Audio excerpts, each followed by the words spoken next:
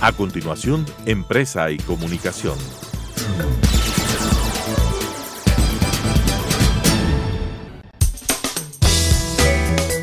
Clasificación B, bajo supervisión de un adulto.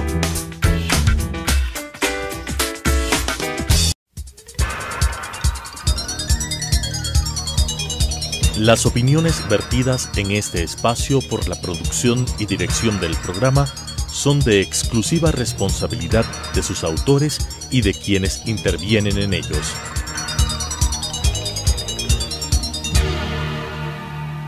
Telesucesos Canal 29 UHF presenta Empresa y Comunicación.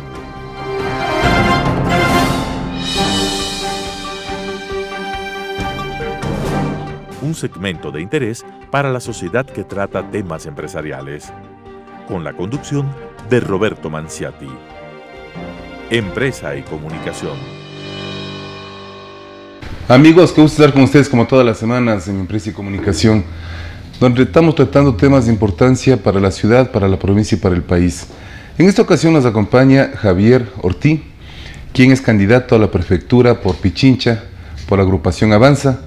Entre sus principales detalles de hoja de vida, doctor en jurisprudencia, tiene una maestría en estudios políticos aplicados en España, especializaciones en varias universidades de Europa y América, ha trabajado en el municipio de Quito, en el gobierno provincial de Pichincha, en el IES, en el BIES, en la Asamblea Nacional, en el Ministerio del Ambiente, de Industrias, perdón. Es decir, varios detalles que le permiten a Javier tener realmente una experiencia bastante amplia en lo que es el manejo de lo público.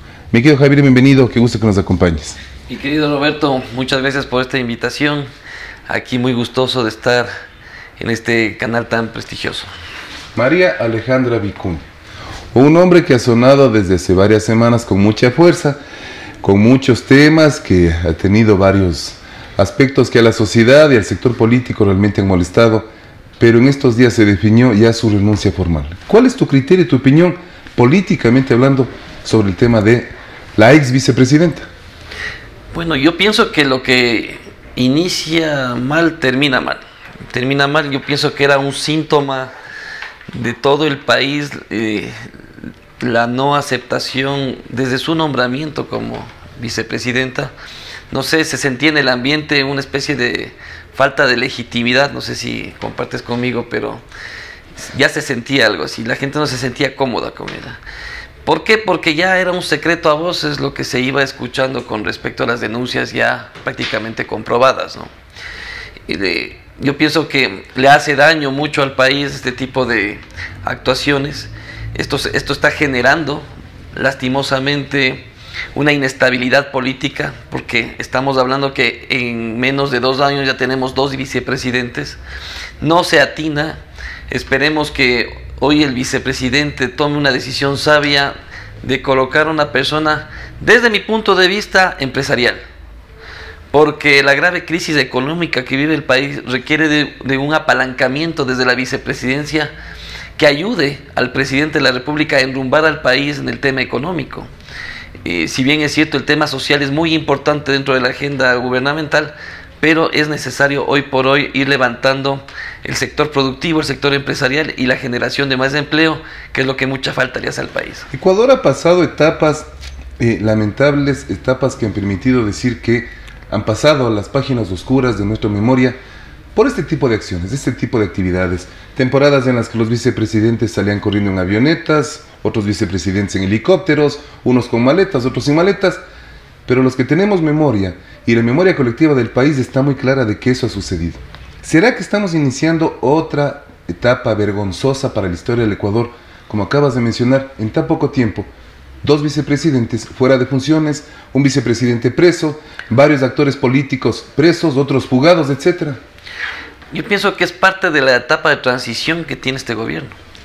O sea, no termina de ser un gobierno de transición después de todo lo que ha pasado a partir de su propio posicionamiento. Entonces, vemos que hay un proceso de descorreización del gobierno, en donde poco a poco van saliendo a luces todo lo que pasó en la última década, y eso ha dado como resultado que varios personajes ya tengan que ir saliendo de este tema. Entonces, ahora la pregunta es hacia qué iremos, ¿no? Hacia qué iremos, cuál será la agenda de la presidencia con una nueva vicepresidencia. Siempre va a saltar la duda si es que el presidente tendrá la salud necesaria de continuar, o se llamará a muerte cruzada, o se llamará tal vez a elecciones anticipadas. Sin embargo, estamos a puertas de elecciones seccionales y las organizaciones políticas debemos presentar candidatos y participar en gobiernos locales. Entonces, este tipo de inestabilidad a nivel nacional también genera un poco de inestabilidad a nivel local, porque la reconfiguración de fuerzas van alternándose en tanto y en cuanto van pasando este tipo de variables dentro del esquema nacional. Ahora, para pasar al tema ya netamente de la provincia de Pichincha, se podría decir que el presidente de la República le debe una explicación de manera formal, de manera correcta, de manera directa al pueblo ecuatoriano. Él fue quien eligió a sus candidatos. Y ahora se nota entonces que el señor presidente de la República ya se equivoca en 2 ocasiones al escoger 2 candidatos que tal vez no cumplieron con lo que el Ecuador aspiraba. ¿Debe haber una explicación al Ecuador? Por supuesto, tiene que aceptar el error que cometió. Nadie entendió cuál fue el cálculo político que realizó cuando mandó la terna con Alejandra Vicuña encabezándola. Esta vez yo pienso que la misma Asamblea Nacional va a hacer un análisis minucioso de la siguiente terna a la vicepresidencia, y vuelvo e insisto, tendrán que analizar muy bien cuál es el perfil necesario que necesita hoy el país. El país necesita diálogo, el país necesita emprendimiento, el país necesita generación de empleo, y esta es la oportunidad. Mal que haya sido de esta manera, pero es la oportunidad de refrescar las filas dentro del gobierno nacional para poder empoderarnos de un nuevo esquema productivo, ¿no?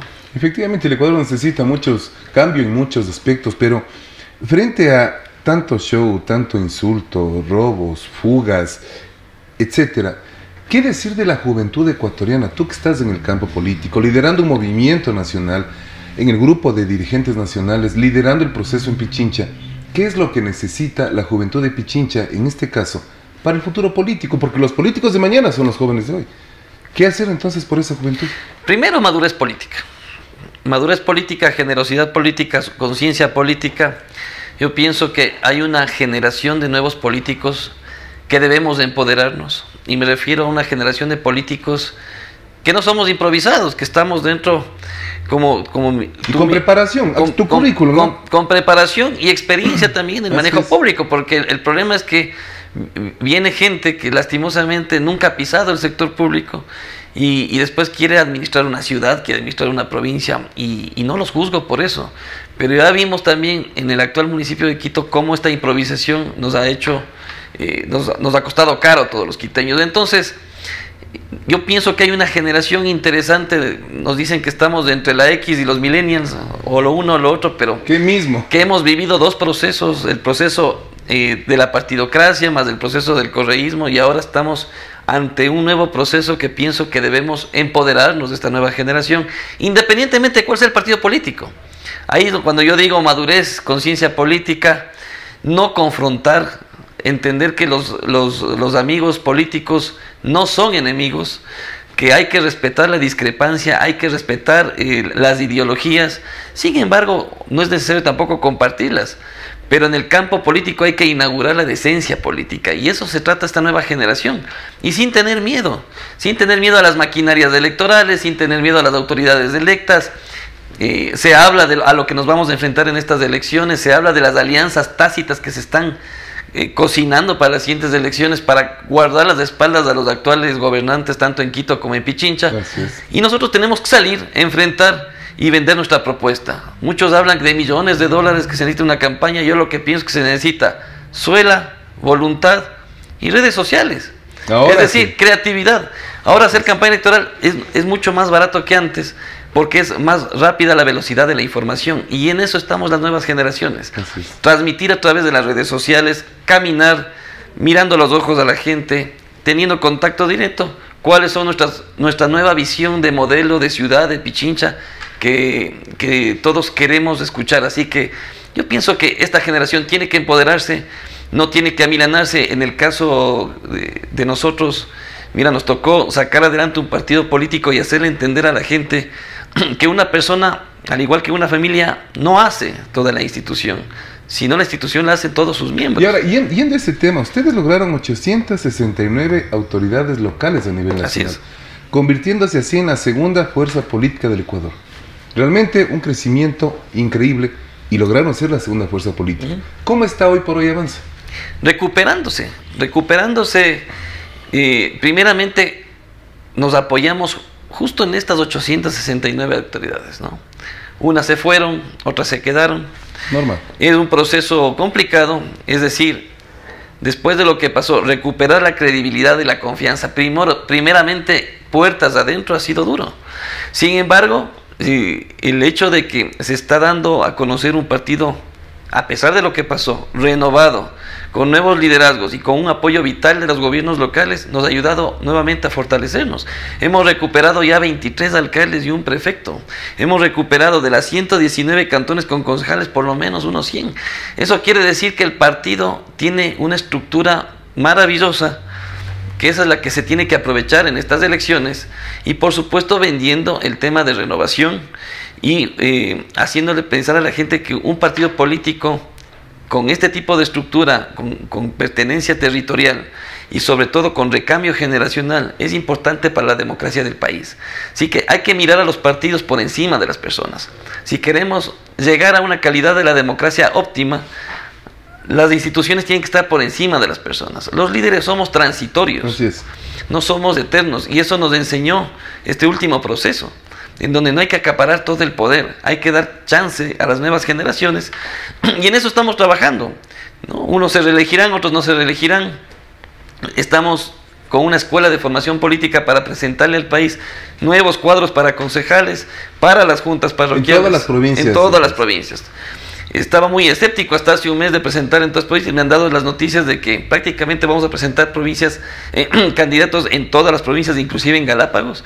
Y eso nos da a entender que es un proyecto político que ha ido avanzando, se ha ido fortaleciendo, pero con mucha convicción y mucho empuje, sin ningún tipo de egoísmo político, sino abriendo las puertas a todas aquellas personas que hoy por hoy necesitan de una estructura partidista para hacer una carrera política. Hace unos minutos comentabas de que han pensado inclusive en generar alianzas con varias agrupaciones políticas, pueden ser de carácter local, de carácter nacional, en fin. ¿Eso se está formalizando? Sí. Bueno, hay tiempo todavía, ¿no? Pero están trabajando en eso. Sí, por supuesto. Primero hay que entender que la dinámica local es diferente a la nacional. Totalmente. Totalmente. Entonces, una de las principales fórmulas que mucha gente me pregunta, cómo lograron en el 2014 esos resultados y cómo están logrando reestructurarse, es darle libertad a los presidentes provinciales y respetar las decisiones que tomen en sus diferentes territorios. Por supuesto que nos consultan a los dirigentes nacionales, pero nosotros somos muy respetuosos. Si es que, por ejemplo, el mismo alcalde de Ibarra, que es nuestro presidente nacional, ha decidido hacer una coalición grande de fuerzas de centro-izquierda, donde está Avanza, Izquierda Democrática, Centro Democrático, Democracia Sí, y otros movimientos más. Y eso siente que le va a fortalecer para las siguientes elecciones. Pues eso respetamos todos. Si unos piensan que tienen que ir solos, respetamos. Es decir, en cada territorio hay dinámicas diferentes. En unas iremos solos, en otros en grandes alianzas. Por ejemplo, en algunas provincias se ha llegado a acuerdos con el Partido Social Cristiano, por ejemplo. Nos parece interesante que las causas ciudadanas y locales no tienen bandera ideológica. La única ideología en los gobiernos locales es la generación de modelos de gestión que generen obras para calmar las necesidades urgentes de la gente. Entonces, como yo digo vulgarmente, el adoquinamiento, el alcantarillado de un barrio no es de izquierdas ni de derechas. Así es. Es de voluntad política, con conocimiento, preparación y experiencia para generar modelos de desarrollo local. Tuvimos la suerte en este espacio de entrevistarle, la última entrevista que se le hizo al expresidente Sixto Durán Ballén. Y uno de los temas que él decía, en alguna de las preguntas, él decía que cuando fue alcalde de Quito, en su primera reunión de consejo municipal, él les había sentado a todos los concejales y les había dicho: aquí ustedes vienen a trabajar por Quito. Así es. Vienen a trabajar por la ciudad. Si ustedes vienen a trabajar por su partido político e intereses personales o grupales, quédense afuera del paseo. Si quieren aquí trabajar en el municipio de Quito, sin banderas. Que el día de hoy es un idioma que lo repiten muchos políticos, entre esos tú, como político joven, que está enfrentando un proceso de candidatura a la prefectura de Pichincha. ¿Cómo se vio este proceso? ¿Hace cuánto tiempo? ¿Es un reto fuerte para ti? Es un reto fuerte sobre todo por lo que le pasó al partido político. Hacer entender que es un tema que ya pasó y que hoy estamos nuevamente reconstruyendo. Hicimos una estrategia muy inteligente y es que el partido político tenía que nuevamente nacer desde donde nació, es decir, desde lo rural, ¿no? Yeah. Mientras acá en Quito todos estaban preocupados por la capital, el partido político estaba preocupado por recuperar las estructuras a nivel periférico, es decir, fuimos de una estrategia de lo periférico a lo central. Que casi siempre se olvidan en los sectores. Claro, entonces, mientras acá en Quito ya se definían candidaturas de las alcaldías, recién hace un mes regresaron a ver a los cantones de Pichincha. Regresan a ver a los cantones de Pichincha y resulta que uno de los partidos más fuertes en los cantones es Avanza.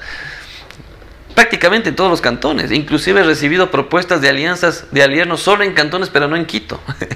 Así totalmente absurdo. Entonces, eso da lugar a que nuestro mensaje es que en el caso de Pichincha se debe inaugurar un modelo de gestión integral, aprovechando el tema de la presencia de la capital de la República en la provincia. No es posible que la provincia en sí no sea un referente de desarrollo local, tomando en cuenta que la capital está ahí, tomando en cuenta que existe un aeropuerto internacional en plena área rural, tomando en cuenta que hay un sinnúmero de proyectos pendientes en temas de riego, en temas de productividad. Entonces, nuestro reto para Pichincha es inaugurar una agenda productiva que articule a todos los, que la prefectura sea un eje articulador de todos los sectores rurales. Y dentro de esa agenda están temas muy importantes como la vialidad, como el tema del emprendimiento, y cosas que hoy por hoy parece que son las más importantes. Lastimosamente para la gente, la prefectura es vías. Y un detalle adicional, para la gente de Quito, acabas de diferenciar muy claramente lo que piensan los pichinchanos de los sectores periféricos o que no estén en Quito y los que piensan en Quito. Para la gente que está en Quito, realmente la prefectura, claro, es una institución pública que existe, pero no se ha oído mucho. Exacto. ¿Será momento entonces de reinstitucionalizar la prefectura? De nuevamente darle vida a la prefectura, que se conozca que la prefectura no solamente es una o dos pancartas de la vía Quito-Santo Domingo, sino realmente hacer algo? Primero hay que recuperar la identidad pichinchana, ¿no? La gente se siente o quiteña o cayambeña. Sí, tienes razón. O sea, pero no se siente pichinchana. Y eso es un tema, como tú dices, de institucionalidad. Institucionalizar o reinstitucionalizar nuevamente la prefectura implica este tipo de cosas. Trabajar. Por ejemplo, en el discurso que hice el domingo en las primarias, yo les decía algo muy común. Uno consume Pichincha desde que se levanta hasta que se acuesta. Uno puede tomarse un café que puede venir del noroccidente, desayunar un queso que viene desde Cayambe o desde Mejía, la leche que viene desde Cayambe o desde Mejía, el aceite donde freímos los huevos viene del noroccidente, las rosas que regalamos a la esposa y a la novia vienen de Pedro Moncayo, y no nos damos cuenta que nosotros vivimos y consumimos Pichincha todos los días, y lastimosamente para el quiteño existe la prefectura única y exclusivamente cuando el carro se daña en un bache en una vía fuera de Quito, como por ejemplo la que quedó prácticamente descuidada, que es la Calacalí de Independencia, ¿no? Entonces, a los pichinchanos hay que devolverles esa identidad, hacerles entender que es necesaria la prefectura de Pichincha, que es necesario crear un modelo integral entre la capital y todos los cantones, hacerle entender al pichinchano que no es necesario irse solo a la playa.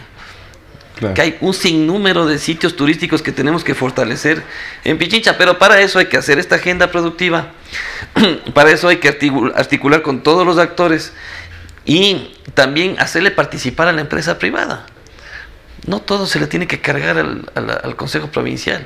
Para eso existen un sinnúmero de mecanismos como asociaciones público-privadas para generar proyectos interesantes que que realcen el tema de la productividad dentro de la provincia. En el plan de trabajo que tú estás preparando, me imagino que lo tienes ya casi finalizado. Casi. ¿Cuáles son los temas principales para proponer a Pichincha y que Pichincha confíe en ti para la prefectura? Como vuelvo y repito, ¿no? Esta agenda productiva, dentro de esta agenda productiva, restablecer todos los ejes principales en el tema vial, por ejemplo, alrededor de 4.500 kilómetros de vías tiene Pichincha, de los cuales hay que intervenir 1.200, hay que recuperarlos y hay que construir nuevas vías, que estén dentro de un modelo de gestión vial. Roberto Pichincha no tiene un modelo de gestión vial. Yo fui consultor, por ejemplo, para el prefecto de la SUAY, y a él le ayudamos a construir un modelo de gestión vial. Es decir, ¿qué es un modelo de gestión vial?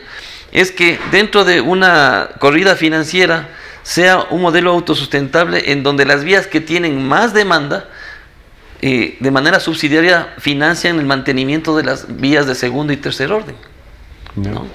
Y con eso se puede financiar la construcción de nuevas vías, el mantenimiento vial, que es a veces mucho más caro, y a través de eso también generas empleo con la creación de microempresas de mantenimiento vial, ¿no?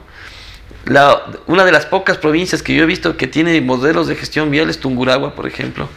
Aunque en Tungurahua están construidas las vías de segundo y tercer orden que conectan a la ruralidad, pero no es un modelo autosustentable. Ahí el problema que tienen que en poco tiempo no van a poderlo mantener, ¿no? Entonces hay que generar este modelo y a través de este modelo también comenzar a articular otro tipo de aspectos importantes. En el tema de la agricultura hay alrededor de 300 proyectos pendientes en temas de riego.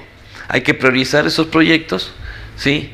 De manera que todos estos productos, no solo el chocho, como dice un candidato, varios productos se puedan exportar dentro de la provincia. Así que yo pienso que el eje articulador de la provincia es importante. Otro eje fundamental que nadie lo topa es el tema de la cultura. La riqueza cultural del arte y la cultura en las parroquias rurales y en los cantones es magnífica y nadie explota. No se lo explota turísticamente.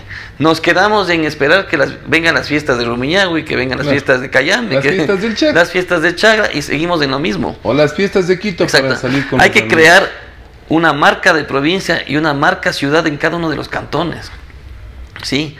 Darle razones a la gente para que visiten Pichincha, no solo dentro del país, sino mostrar a Pichincha al mundo. Entonces, si no pensamos así, en grande, no vamos a transformar la provincia. Lo que tú dices es tan cierto que en muchos casos se piensa, o se podría malentender, de que Quito es un mundo y Pichincha es otro mundo. Exacto. Y es lo que acabas de mencionar, es una sola. Es una sola y no ha existido una sola autoridad que articule la importancia de tener en una provincia, la capital de la República, que viene a ser un gran mercado para un sinnúmero de productos. Y cuando uno recorre la ruralidad se da cuenta que hay un sinnúmero de emprendimientos que con un empujoncito de apoyo tendremos productos con valor agregado, con muy buena calidad, que se puedan ofertar en un gran mercado como es Quito. Entonces eso hay que impulsarlo desde la prefectura. Llegando a la parte final, mi querido Javier, de este diálogo, ¿qué opinión tienes tú en el campo político sobre el Consejo de Participación Ciudadana y Control Social Transitorio? ¿Ha cumplido o no ha cumplido? Yo desde el inicio, desde que fui candidato a la Asamblea la última vez, siempre sostuve, y obviamente como politólogo, que este tipo de institución nunca debió existir. Nunca debió existir. Yo recuerdo una entrevista que me hizo Carlos Vera en el 2008. Bien. Yo ya advertí que este tipo de instituciones iban a acrecentar el hiperpresidencialismo, iba a ser la llave que abriría la puerta para fortalecer al presidencialismo y desde el presidencialismo comenzar a cooptar y controlar lo que en teoría deberían ser instituciones totalmente independientes del Ejecutivo y más aún los organismos de control. Entonces eso se cumplió lastimosamente. En los 10 años lo que se demostró es que a través del Consejo de Participación se nombró a gente afín al gobierno para poder controlar la justicia, controlar los organismos de control, controlar el sistema electoral, que es totalmente grave, y mientras exista este organismo siempre va a ser una tentación para el poder de turno a través de este organismo captar y tratar de controlar todos los organismos que acabo de mencionar. Entonces, yo estoy de acuerdo con que debe desaparecer, aunque las formas no me parecen, porque me parece tan ilógico que se llame elecciones de vocales del Consejo de Participación y al mismo tiempo se quiera llamar a consulta para desaparecerlo. Sin embargo, yo sigo sosteniendo que eso debe desaparecerse. No sé si lo óptimo sería a través de una consulta popular, porque lastimosamente el Consejo de Participación es un organismo que forma parte de un quinto poder del Estado, y al menoscabar a través de... La única manera de sacarse de encima una estructura fundamental del Estado es a través de una asamblea constituyente, que políticamente hoy por hoy la veo inviable. Entonces, a futuro hay que pensar en eliminar esa cuestión y replantearse realmente cuáles son los mecanismos de democracias directas para la participación ciudadana en varios tipos de temas, ¿no? Hemos dialogado varios temas, la actualidad política, la actualidad de la ex vicepresidenta de la República, la actualidad de los diezmos, toda la propuesta política que Javier está presentando para la prefectura de Pichincha, para la agrupación Avanza. Y finalmente quisiéramos escuchar un mensaje tuyo enfocado directamente a la juventud. ¿Por qué la juventud debe preocuparse de la política? ¿Por qué la juventud debe conocer lo que sucede en el país? ¿Por qué la juventud debe pensar que hay que prepararse para que el Ecuador crezca? Porque hay jóvenes que van a las universidades a recibir clases y obtener títulos, pero no se preparan, sin importar lo que pueda venir en el futuro. Yo quiero decir a la juventud que lo más fácil es quejarse. Un gran amigo me decía: Javier, no te quejes de lo que los otros hacen, sino de lo que uno deja de hacer. Y si uno deja de hacer política, permite que otro tipo de actores con otro tipo de intereses hagan política. Hay que ser valientes, hay que ponerse vaselina en todo el corazón, en todo el cuerpo, que resbalen lo que diga la gente. Cuando uno hace política se transforma en vitrina pública y la gente tiene todo el derecho de criticar lo bueno y lo malo. Uno no es monedita de oro de todo el mundo. Uno tiene que ser tolerante a las críticas, tiene que ser muy democrático, pero no tenerle miedo a los retos. Y uno de los principales retos es dignificar generacionalmente la política, participando en ella, caminando, recorriendo los territorios, siendo sinceros con la gente, no mintiendo a la gente, porque lastimosamente la demagogia ha sido el mal desde el retorno a la democracia. Así que esta nueva generación tiene que enfrentar los procesos políticos, no tiene que amilanarse y obviamente prepararse para lo que se viene. Una mezcla de experiencia y preparación siempre es bueno para evitar la inoperancia y sobre todo la improvisación. Nos hacemos eco de tus palabras. Y mi querido Javier, muchísimas gracias por acompañarnos. Gracias, y con ustedes, amigos, hasta la próxima semana en estos interesantes diálogos para la nueva temporada que se le viene al Ecuador. Un gusto y hasta la próxima semana.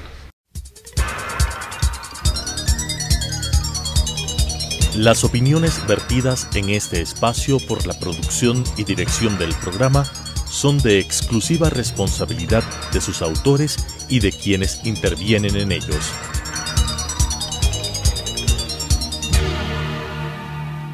Telesucesos Canal 29 UHF presentó Empresa y Comunicación.